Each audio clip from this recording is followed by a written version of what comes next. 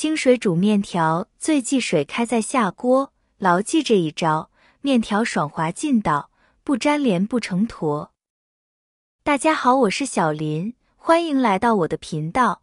面条在我们家常备，虽说不是什么有营养的东西，但是不想做饭或者来不及做饭的时候，它就是非常好的选择。煮面条也是相当简单的，步骤操作都不复杂，只不过要掌握技巧。首先将准备好的面条取出来，放在盘中，然后放到一旁备用，这样方便后续的煮面步骤。如果家里面没有荷包蛋的话，咱们可以先做一个荷包蛋。先将炒锅烧热，稍微少倒上一点食用油，等到油温热了，咱们将鸡蛋直接打到锅中，这里一定要控制好油温，不要太高了。接下来咱们用小火将鸡蛋的底面煎至定型。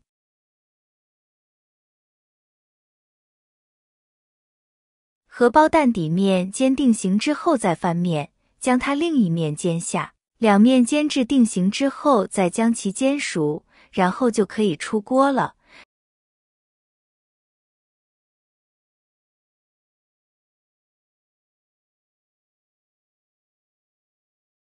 准备的大蒜多来点，切末放在碗中。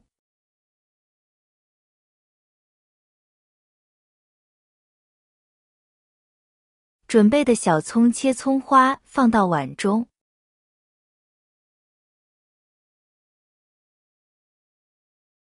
再来点香菜。碗中放入适量的鸡精、食盐、白糖和胡椒粉，再加上适量的白芝麻、辣椒面。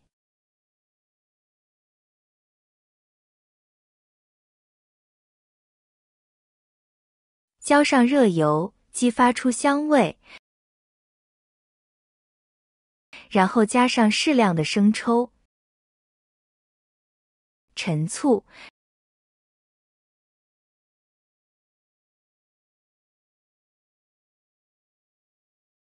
让它们充分搅拌均匀。搅匀之后，料汁就做好了，先把它放到一旁。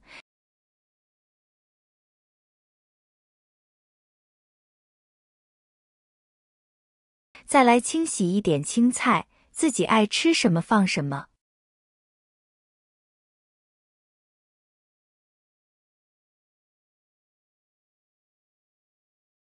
我们在炒锅中倒入半锅清水，然后将锅中的水烧热。亲爱的朋友们，视频已经看到这里了。如果您喜欢我的视频，请您用发财的小手给我点个赞吧。您的每一个点赞都是对我最大的支持与鼓励，谢谢大家了。还有一个能让面条不粘连、根根分明的小妙招，那就是在煮面的时候加一点盐和油。加盐可以增加面条的韧性，防止面条在煮的过程中断裂。同时，盐还能提升面条的口感，让面条更加鲜美。一般来说，500克面条加10克左右的盐就足够了，不用太多，多了会咸。加食用油则可以防止面条粘连，让面条更加顺滑。这是因为油会在面条表面形成一层薄膜，像给面条穿了一件防护衣一样，阻止面条之间相互粘连，让它们身姿曼妙，在锅里自由游动。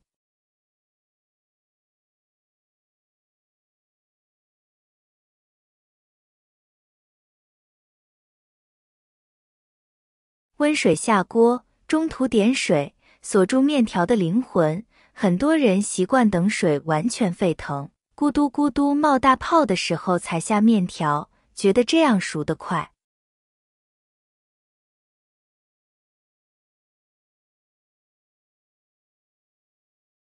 这种做法大错特错。它很容易造成面条外部熟了，内部却还是加生的情况。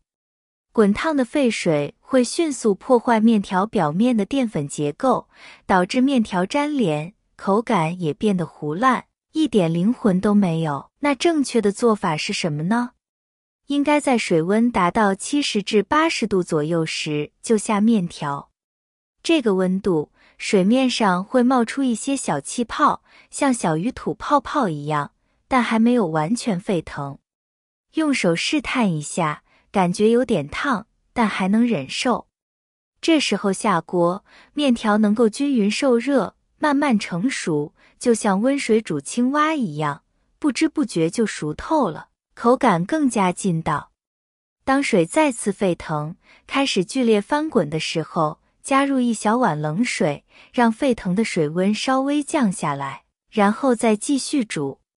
一般点2次水就足够了，不用太多。点水的目的是为了控制水温，防止面条煮过头，同时也能让面条更加 Q 弹爽滑。最后放入洗干净的青菜烫1分钟，1分钟之后关火出锅，装入料汁碗中，浇入适量的面汤，然后放上荷包蛋和煮好的青菜，接下来就可以吃了。面条说起来再常见不过了，虽说这也是一种面食，按理来说北方人更喜欢，但是实际上不管是南方还是北方，面条可太常见了，而且基本每个地区都有与之相对应的一种十分出名且好吃的面条。比如说炸酱面、热干面、担担面、刀削面等等，每一种都有其各自的口味，每一种都让人回味无穷。虽说有名的面条这么多，但是咱们在家的话，肯定不是每一次都能吃到的，还是家常挂面最常见，早上热乎乎的来一碗，真满足。煮面条，有人煮出来就很好吃，劲道滑嫩，但是同样有人煮出来非常难吃，软乎乎的一坨，看起来就没食欲。其实大多数人的做法都用错了，面条用开水下锅来煮，煮出来肯定难吃的。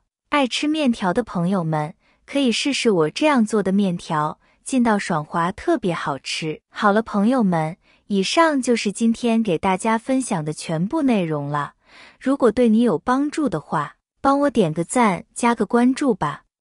谢谢大家的支持和鼓励，我们明天视频再见。